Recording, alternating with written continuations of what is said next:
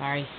Um, just to go over again, that the next part I'm going to read is about the excerpts from the first uh, um,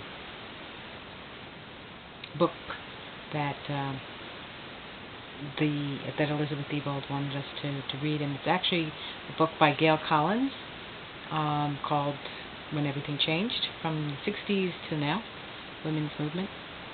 And there was a few questions they asked us to be aware of as we were reading this excerpt. So I'm going to ask you to kind of be aware, to see if you identify, see if you repel against it or react against it, and why. So the first part was about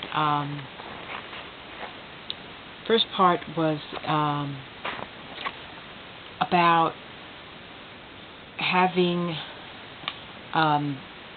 it sort of drummed into our heads as a very young women, at least I know I was,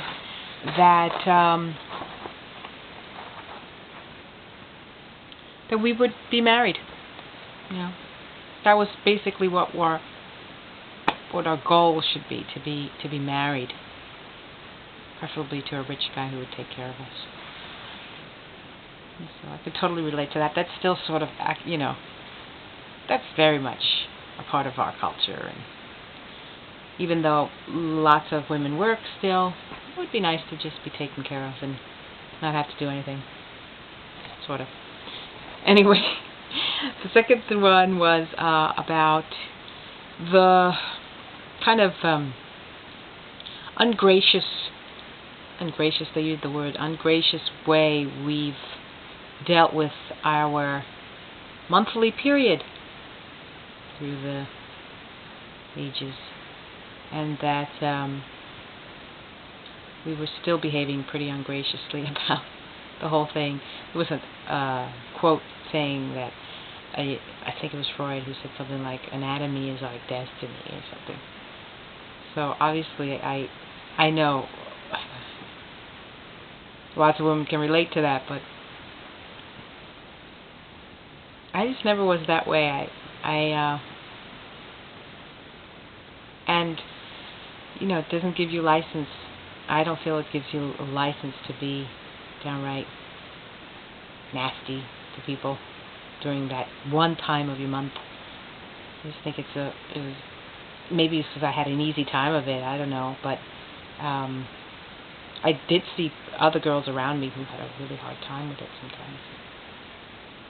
It would always strike me as a little weird. But anyway, that was one of the other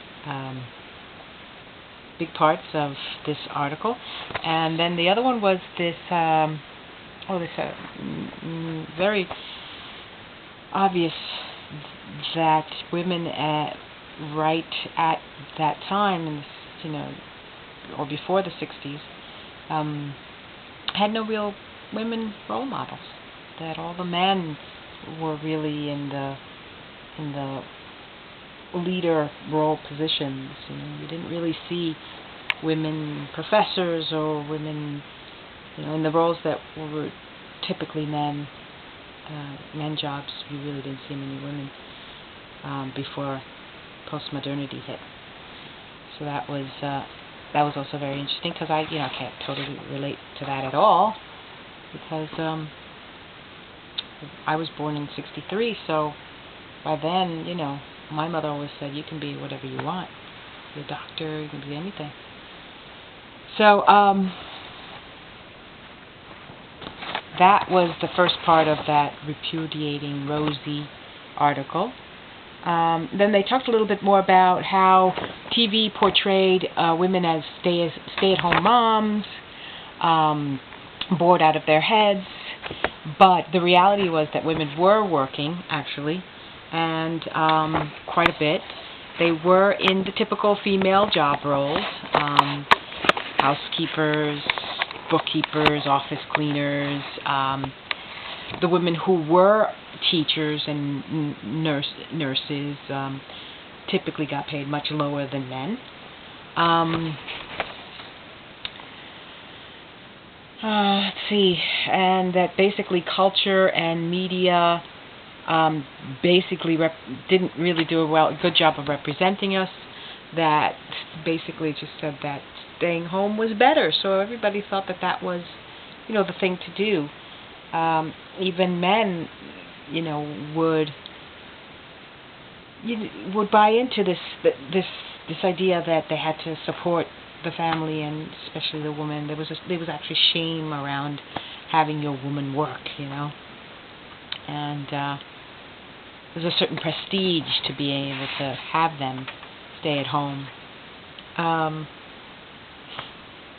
But the reality is that women, did go to college, and yet when they graduated, a lot of them would just, seem satisfied to accept either an underpaid job or actually give up their job and get married.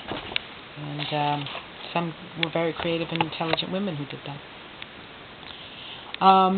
This article also goes into a huge section about the discrimination of women in certain companies, particularly they were called stewardesses then. Now they're called flight attendants. But what it took to become called flight attendant and to actually be not discriminated against was a huge, long process. I mean, it was just common to, first of all, it was very popular to be a stewardess, but it was your typical, role of women who thought that they were going into it to travel, but really were going in to be basically, sort of like Playboy bunny servants to a mostly business male class that would fly, and they had all these kind of weird these companies would make sure these women stayed under a certain weight, had to wear a particular type of uniform way above the knee, mini skirts, and it was wild. But eventually all that changed, obviously. But this was a big portion of this particular article excerpt. Just goes to show you, how far we've come. But it's interesting. Okay, more later.